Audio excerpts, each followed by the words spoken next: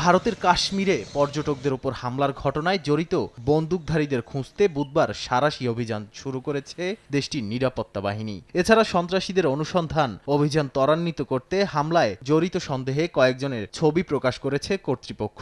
ভারতীয় সংবাদ মাধ্যম এনডিটিভি এ খবর জানিয়েছে। নিরাপত্তা বাহিনীর দাবি, হামলাকারীদের সবাই লস্করি তৈয়বার সদস্য। হামলার জন্য দায় স্বীকার করে বিবৃতি দিয়েছে দ্য রেজিস্ট্যান্স ফ্রন্ট নামের একটি গোষ্ঠী। ধারণা করা হয় এটি পাকিস্তান ভিত্তিক নিষিদ্ধ সংগঠন লস্করে তৈয়বার গোপন শাখা। এদিকে আটকে পড়া পর্যটকদের বাড়ি ফিরতে যেন কষ্ট পোহাতে না হয়, তাই এয়ারলাইন্স প্রতিষ্ঠানগুলোকে টিকিটের দাম সহনীয় রাখার নির্দেশ দিয়েছে বেসামরিক বিমান চলাচল কর্তৃপক্ষ।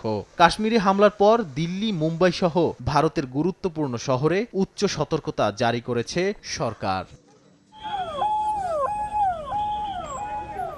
জম্মু কাশ্মীরে সফরে থাকা কেরালার হাইকোর্টের ৩ বিচারপতি ও তাদের পরিবার সন্ত্রাসী হামলা থেকে অল্পের জন্য রক্ষা পেয়েছেন। কেরালা হাইকোর্টের বিচারপতি অনিল কে নরেন্দ্রন, জি গিরিশ ও পি জি অজিত কুমার এবং তাদের পরিবারের সদস্যরা ১৭ এপ্রিল জম্মু কাশ্মীরে পৌঁছান। তারা ২১ এপ্রিল পেহেলগামে যান এবং দর্শনীয় স্থান পরিদর্শন করেন। হামলার কয়েক ঘন্টা আগে মঙ্গলবার সকালে তারা পেহেলগাম ছেড়ে শ্রীনগরের উদ্দেশ্যে রওনা হন।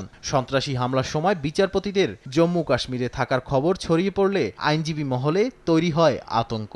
তবে তারাও তাদের পরিবার নিরাপদে থাকায় সহকর্মী ও শুভাকাঙ্ক্ষীরা স্বস্তি পেয়েছেন। নাদিম মারজান, সময় সংবাদ।